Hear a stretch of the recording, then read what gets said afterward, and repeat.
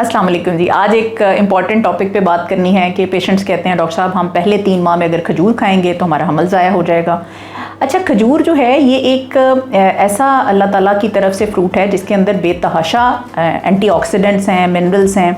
अच्छा, अगर हम इसमें मिनरल्स की बात करें तो इसमें पोटेशियम, कॉपर, मैग्नीशियम सारी चीज़ों की अमाउंट है, सेलेनियम और हाई एंड फाइबर है। 8 ग्राम्स तक एक खजूर के अंदर फाइबर होता है। अब देखिए, अगर आप फाइबर लेंगे तो आपको ड्यूरिंग प्रेगनेंसी कॉन्स्टिपेशन नहीं होगी और आपके मिनरल्स पूरे रहेंगे। फिर बी कॉम्प्लेक्स इसके अंदर बहुत ज़्यादा है, विटामिन सी इसके अंदर बहुत ज़्यादा है, तो आपको पट्ठों के प्रॉब्लम्स नहीं होंगे, नमनेस नहीं होगी।